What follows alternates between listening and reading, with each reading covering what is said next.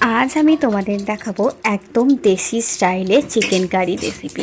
রান্নার স্টাইলটা যেহেতু দেশি, তাই রান্নাটা আজ আমি উনুনেই করব। আমাদের বাড়িতে উনুন গ্যাস দুটোরই ব্যবস্থা রয়েছে, তাই ভাবলাম কেননা চলো তোমাদের আজকে একটু উনুনে রান্না করেই দেখাই যে আমি পারি কিনা।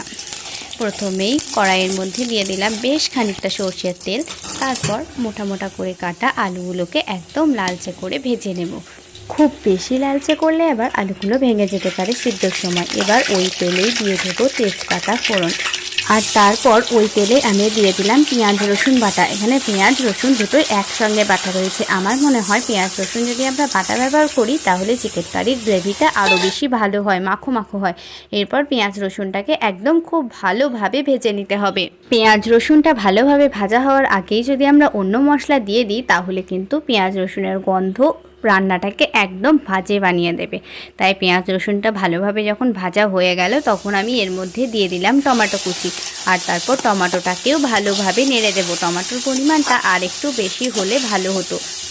যাক, এর জন্য আমি পরে অন্য আরেকটা ব্যবস্থা করব, সেটা পরে দেখাচ্ছি। আর আমার রান্নাগুলো যদি তোমাদের ভালো লেগে থাকে তাহলে অবশ্যই আমার চ্যানেলটাকে সাবস্ক্রাইব করে ভিডিওটাতে একটা লাইক করে দাও। আর তারপর মশলাটা কষানোর মধ্যে দিয়ে দিলাম আদা জিরে ধনে বাটা, তিনটে একসঙ্গে বাটা ছিল, আর দিলাম কাঁচা লঙ্কা বাটা। আমি বিশেষত শুকনো লঙ্কা ব্যবহার করি না, কারণ পেটের সমস্যা হতে পারে, আর কাঁচা লঙ্কা খেলে সমস্যাটা কম হবে, ওই জন্যই আর কি কাঁচা লঙ্কা বাটাই দিই। এরপরে মশলাটা ভালোভাবে কষানো হয়ে গেল। আর এই কোটোটা দেখছো কত সুন্দর, তাই না? এইরকম মশলার কোটো আগেকার দিনে তো প্রায় সব বাড়িতেই মনে হয় থাকতো, এখন তো অনেক কমে গেছে, তাই আমি শখ করে একটা কিনেছি এরকম। এবার মশলার মধ্যে দিয়ে দিলাম হলুদের গুঁড়ো, আর তারপর আবারও ভালোভাবে মশলাটাকে কষিয়ে নেব। মশলা কষানোর উপরেই কিন্তু রান্নাটা কেমন হবে সেটা নির্ভর করছে। এরপর দিয়ে দিলাম মিট মশলা, আর তারপর আবারও ভালোভাবে কষাবো। বারবার ভেবো না যে আবারও কষাবো বলছি বলে। আসলে কষানোটা যেমন হবে রান্নাটাও কিন্তু তেমনই হবে। আদা বাটা পড়ে গেছে তাই মশলাটা লেগে লেগে যাচ্ছিলো, তেলটাও কম দিয়েছি স্বাস্থ্যের কথা ভেবে, তাই অল্প একটু জল দিয়ে মশলাটা শেষ পর্যন্ত কষালাম। এরপর ধুয়ে রাখা চিকেনের পিসগুলো দিয়ে দিলাম, আর ওপর থেকে দিয়ে দিলাম নুন, কারণ নুন দিয়ে দিলে চিকেন থেকে জল বেরোবে, কষানোটাও ভালো হবে, মশলাটা লেগে গিয়ে তেতো হওয়ারও ভয় থাকবে না। এরপর আমি দিয়ে দিলাম টমেটো সস। বলেছিলাম না টমেটোটা কম আছে তাই একটু বুদ্ধি খাটাতে হবে, তাই টমেটোটা কম ছিল, দিয়ে দিলাম টমেটো সস। টমেটোর ঘাটতিটা অনেকটাই মিটিয়ে দেবে। এরপর আবারও ভালোভাবে কষাতে হবে। জানো তো আমি না বিয়ের পর রান্না করতে শিখেছি চিকেন রান্না করছি আমি যেদিন প্রথম, সেদিন একেবারে 3 কেজি চিকেন। খুবই ভয়ে ছিলাম, যাকে ভালোই হয়েছিল কিন্তু রান্নাটা। এরপর ভেজে রাখা আলুগুলোও দিয়ে দেব, আলুগুলোকে ভালোভাবে মিশিয়ে নেব। আর বেশিক্ষণ কষানোর দরকার নেই, মাংসটা ভালোভাবে কষিয়ে অর্ধেক সিদ্ধ হয়ে যাওয়ার পরই আলুটা দেব।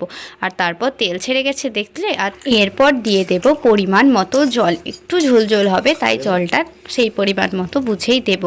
আর তারপর ঢাকা দিয়ে কিছুক্ষণ সেদ্ধ হতে দেব। উনুনের মধ্যে হবে, জালটা খুব বেশি দেব না, মোটামুটি একটা জালের মধ্যে সিদ্ধ হবে।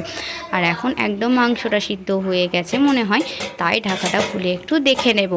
যে টাইম হয়েছে আশা করি সিদ্ধ হয়ে গেছে। দেখছো শুকনো লঙ্কা না দিয়েও কালারটা কতটা সুন্দর এসেছে। আবার এটা স্বাস্থ্যেরও খুব বেশি ক্ষতি করবে না, কারণ কোনো আর্টিফিশিয়াল মশলা সেরকম নেই। এরপর ওপর থেকে দিয়ে দেবো একটু গরম মশলার গুঁড়ো, আর দিয়ে দেব কিছুটা ধনেপাতা কুচি। ব্যাস রেডি আমার চিকেন কারি। জালটাও বন্ধ হয়ে গেছে, এখন ঢাকা দিয়ে কিছুক্ষণ বসিয়ে রেখে দেবো। খাওয়ার সময় গরম গরম খেয়ে নেব।